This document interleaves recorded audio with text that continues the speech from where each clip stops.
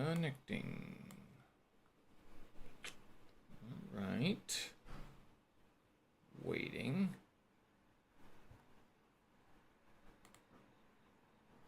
Oh, I forgot to update that. Oops. Oops. Gotta fix all that. Right. Well, you're gonna have to give me another few seconds, I guess, because I forgot to update that. Teehee. Oops. And where's my file thingy? Let's downloads this.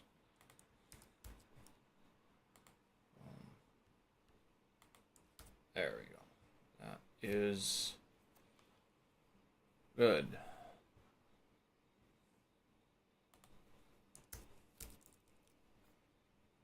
Good. Save. Good. I think that's all good. All right. So, boom.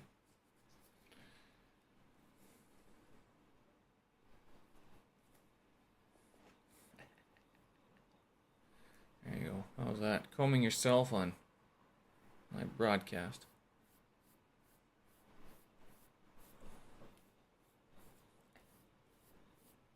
I don't do this very often, actually.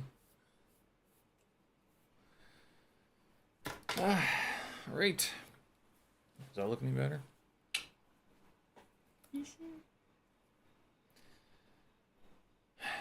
All right. Let's get it going. End of the week already, and the Queen has died. Chinese class went okay. Full MURPH, unweighted, but I did the whole thing. Mid-Autumn Festival, nothing going on because they don't want us to move. And it's the weekend. Might be time for a haircut. We'll see. Folks, it is Friday, September 9th, 2022. I'm Steven Sersky. Hope you guys are doing well, having a good week. If your week hasn't ended yet in the western part of the world, you're almost there. Eastern part of the world, actually I can't say, I guess it's the eastern part. On the far side of the world, wherein the day ends now. Happy weekend to you guys. I know some people went out this evening, and I chose to have a nap instead. So that's kind of why I didn't go out. Well, one of the reasons I didn't go out. I did have a couple of Asahis after my workout this afternoon, which probably not the best idea, I know, but special occasions and all that. Apparently, I was talking. I mentioned this before. I've mentioned this to a few people actually, that they used to have, April Gourmet used to have this Chang beer with espresso, so that was very good. And then they also had Cass, but now they're out of it, so I think I may have drank them out of these two beers, so I'm now on to Asahis instead. 2 beers, 3 beers, not too much, not going too crazy, but it warmed up today all of a sudden. It was hot outside and it's humid as well. That being the case, if you haven't heard the news, you're going to hear it now. Queen Elizabeth II, Queen of England, is dead. She passed away, age 96, 70 years on the throne. Imagine being 26 years old and being told you're now the queen of like a lot of places. You see your country get bombed. It's not like they were sending roses and gifts of favor to you. It was like they were trying to blow you up back in World War II. And then was there a lot going on between? I guess there was. I don't know much about the history of England, so and the UK. I know I do work with a few people from the various parts of the United Kingdom, and I mean when I say certain things, they kind of go, "Oh, well, there's a history there," and I'm like, I don't know anything about this history, so I'm not entirely sure. All I know is that there is a bit of a history, and if you get some things confused or you innocently say one or two things, they might take, well, Steve, you don't know what you're talking about, and it's true, I don't. So But she has passed away, and now it's King Charles going to be taking the throne. He's not so young, though, so we'll see how long that one lasts. Long live the king is what you're supposed to say in this situation. Do we change the song as well? God save the queen, God save the king? I guess you have to change that. What I'm interested in is, when do they change the currency? Is it immediate? Like, is it like they cease production? There's got to be some sort of like mechanism in place there where it's like you must stop any and all presses, and anything that's been recently punched but not finished has to be like thrown into a vat, and a prayer has to be said or something, and then they have to be redone or something. I'm not sure. So that means places like Canada, Australia, New Zealand, they are all going to be getting new coinage with the king's face on the back, king's profile on the back. Kind of neat. This doesn't happen very often. I mean, with Queen Elizabeth, basically, that's 2 generations. 70 years is just more than two generations that she's been ruling on the throne. So, wow, that's a long time. If you ever complain about your job, think about that. 70 years being the on the throne, public face. Have to smile, wave. Apparently, she drove King Abdullah. Was he from Saudi Arabia? I can't remember exactly, but when he visited was it in Scotland that she visited, and she was ripping around in the car that they were taking. She's like, I'll drive them. This is, it's kind of funny because in the Middle East, women don't drive, and they certainly don't drive around the king. And she was like, well, I'll drive you around. So maybe she was making a point. I wonder. Well, R.I.P. Resquiet in Pacem. Queen Elizabeth.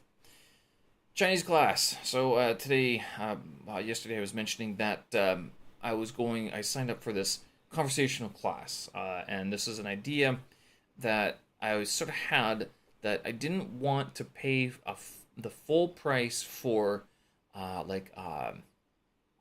learning lesson. I didn't want a grammar lesson. I didn't want repetition of certain things. Although I understand, before I have said I did want the drills, but I wanted the drills for myself, basically, that I could work on my own. Now, instead, I wanted to just practice on fluency and using vocab, especially since I got to work on these HSK5 words. Prior to the class at around, 11:30? So I had the class at around 12, and then at 11:30 I started reviewing vocab, and I found that actually helped quite a bit. I mean, that might have been one reason. It might have been just I'm better at speaking, but the class went pretty well. Very few drops into English. She didn't drop very much into English. There was a few times where I had to sort of clarify what I meant, but she's from Shanghai. I can't remember the city she's in. She wrote it down, but she's just an hour outside of Shanghai.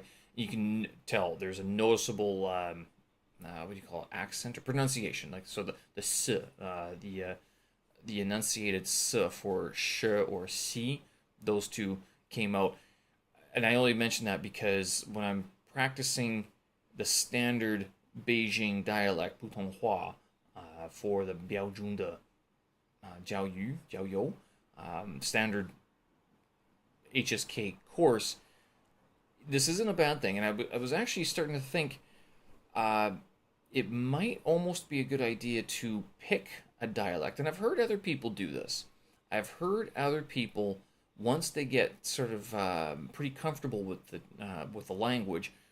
I don't think this is just Chinese language, but in Chinese, when people study Mandarin Chinese, this does come up in picking a certain dialect, a certain part of the country that they want to focus on. I think Fujian seems to be the dialect that a lot of people try to pick up because I think it's unique, first of all. Second of all, it's widely spoken outside of China as well.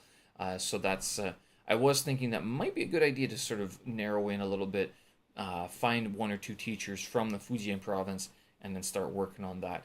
I could do the Shanghai dialect.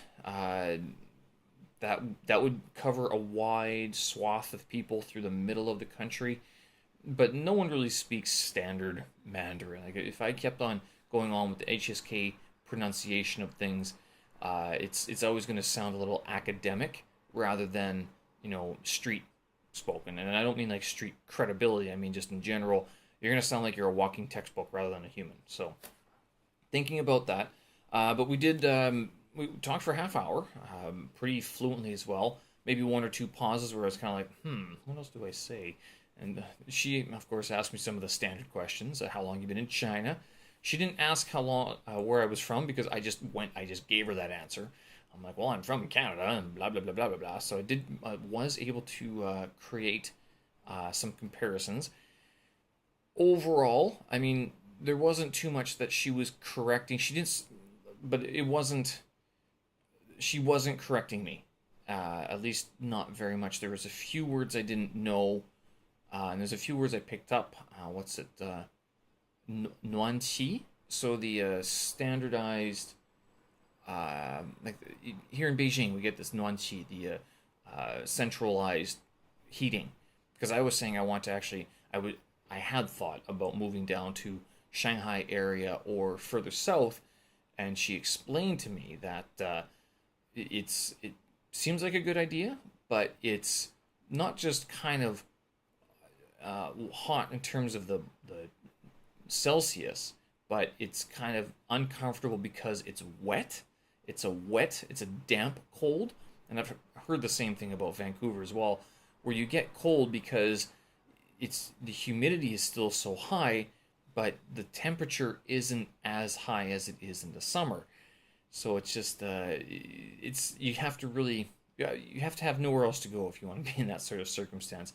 And I was saying here in Beijing, it's a very dry winter, but very windy, and that robs you of your warmth. So it's a little bit mafanla in that case.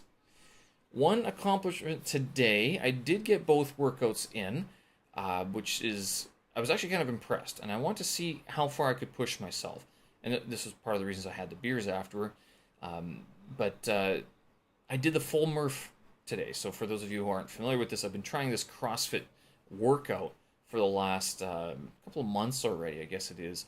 I haven't really been tracking it. I've been tracking how long it's been taking me, but I don't know when I started. I might actually start a spreadsheet and keep track of how long it takes me to do this, not just for not for any sort of competition reason, but to keep me standard, to keep me honest in my efforts. Like I don't want, kind of like, how you pick a weight that you want to stay at or something like that, and you don't want to go any more than that for however many years or whatever. But I was thinking, because with this, today I did a 2-mile warm-up, 20 minutes and 38 seconds for the 2-mile warm-up, which I was actually surprised I was able to run it. I am, in general, running a lot quicker than I used to. And the full MURPH, so this comprises of a 1-mile run first, and then you do 100 pull-ups, 200 push-ups, 300 air squats, followed by another mile run. And this is a CrossFit style of workout, usually done with a weighted vest. For men, it's a 20-pound vest. For women, I think it's a 10-pound vest. Is it a 5 kilo or 6 kilo? And then men's is 10 kilo, I think. Something like that. So today I chose to go without the vest. The reason being is because I want to try going the whole thing.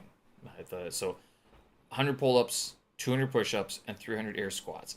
I didn't have to work, I ended up not working at all today because of these closures around the country. Our clientele aren't able to leave their homes, or they're not able to get into the specialized places that they have to access some of the tools that we need. So there was no work. As a result, full MURPH. Total time, let's see what it is. Okay, well, the first mile took me 8 minutes and 39 seconds. 100 pull-ups. I was impressed that I could actually do it. Took me about 20 minutes to do all of them. To do 200 push-ups, it took me about 20 minutes.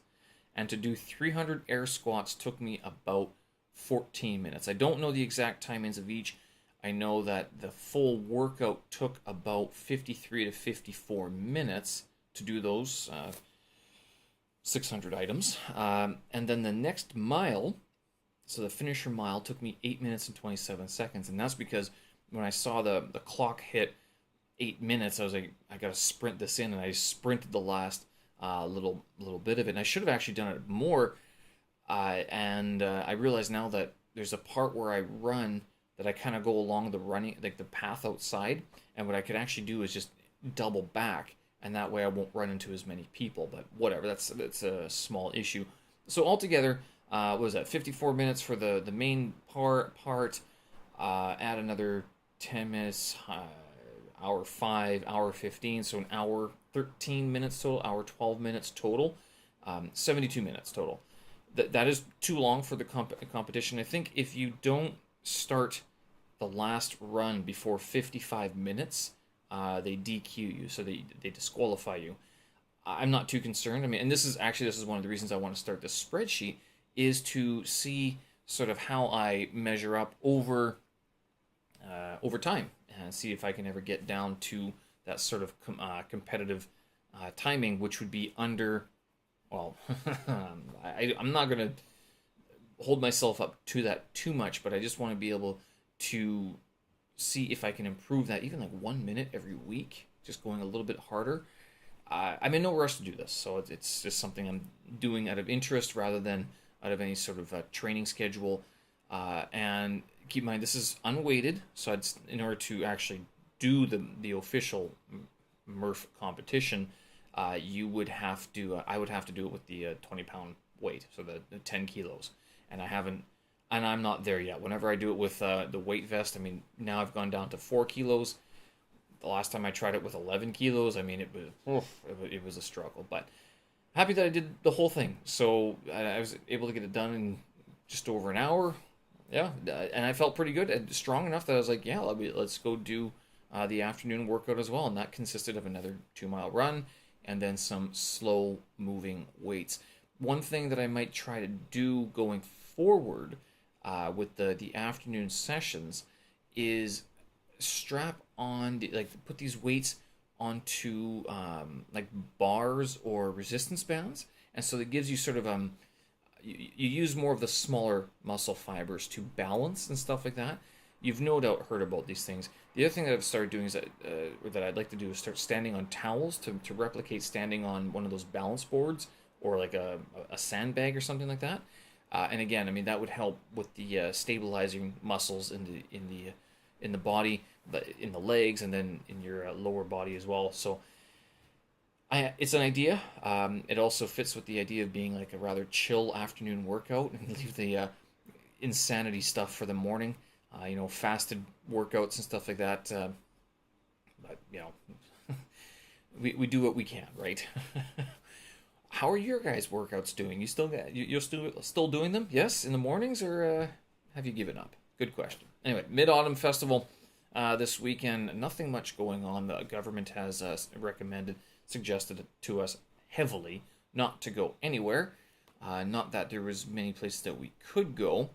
And given that I'm busy with not so much the HSK, but the Delta now, I would say I'm behind, but I was working on that again today. It's just a lot of reading, that's all. And tomorrow I'm going to spend probably most of the day working, like getting through some of the assignments that we have to get done. I'll make a couple more videos. I am enjoying making the videos as well, because it helps me to remember to go through again some of the stuff and to help explain some of the things that we're doing. The best way to learn is to teach, although I don't see myself as a Delta tutor at all. But if other people can find it useful, why not? Certainly there's lots of materials on the Delta exam online already, and mine are very much lower key, but no one else does it the way I do. It's just a live stream, and it's like, here, look at this screen sort of thing. Let's go through the PDF together. But yeah, so Mid-Autumn Festival, we are actually going to try to make yuebing, mooncakes. I bought some Nutella. One of my criticisms of modern mooncake making or mooncake festival, Mid-Autumn Festival, is that they don't have any chocolate versions. Now, Waidome does have these. They're not very big, and so I thought, well, wouldn't it be neat if we could make some mooncakes with Nutella? Because I think that would sort of be the king's crown. It would be an interesting experiment, and maybe that we'll find out the reason why they don't have these Nutella mooncakes is because maybe you can't do it, right? So we're going to try this out. If not tomorrow, then possibly Sunday or Monday. Who knows? Whenever we have time, right? So yeah, we'll see how it goes. Other than that, not going anywhere, and even for National Day, Golden Week coming up, they're saying don't go anywhere. So what's the point of all these lockdowns again? What's even happening? I'm not even sure. Honestly, I've completely forgotten. Other than that, folks, might be time for a haircut. Might be time for a beard trim. It's getting to be that day in which I can no longer deny my age and my experience, I guess is what you call it, right? So happy birthday to me, because it's certainly soon enough. What kind of beard style should I go? Should I trim it all off? Should I just shave it off? Hairstyle, should I cut it off as well? Should I shave everything off? Bald head and, clean shaven face. Wouldn't that be funny? Go from caveman to, like, well, I don't want to say cancer patient, but something along those lines of no hair, but which I've done before. That was back in my 20s, I'm not going to lie. Probably not going to do that. People have been saying keep the long hair but trim the beard. That's a decent idea. I might trim the beard but leave a longer goatee. I don't know. I'm taking ideas. If you have any ideas for facial hair modifications, let me know. Haircuts, I don't think people really care, to tell you the truth. But it's always the beard that people look at. And yeah, it is. I actually, technically, I guess I need to grow it out for one more month for it to be a full year's worth of growth, because my barber did trim it in October, I think. I have to double check on the day that he did it. But I don't know why. I just wanted to grow it out 1 year and see how long it could go in that time. And imagine doing that for more than 1 year. So if it's 6 inches per year, that's a long time. It becomes a commitment. I'm not going to lie. You get kind of like, if you trim it, that's a long time to grow it back. And you know exactly how long it's going to take, because it didn't just happen overnight. It doesn't grow that fast. There you go. All right. Well, folks, I'm going to leave it there. Thanks for listening. I appreciate it. Show notes, tracks, and vids up on my website, stevensersky.com. Have a great weekend. Happy birthday to you. Happy birthday to me. And I hope you guys are having a good one. Enjoying the weather. It's kind of nice, except it was a bit smoggy today. And a pint to the king and a pint to the queen, as she has passed away as well. So, folks, again, thanks for listening. I appreciate it. We'll talk again. Have a good one. Bye-bye.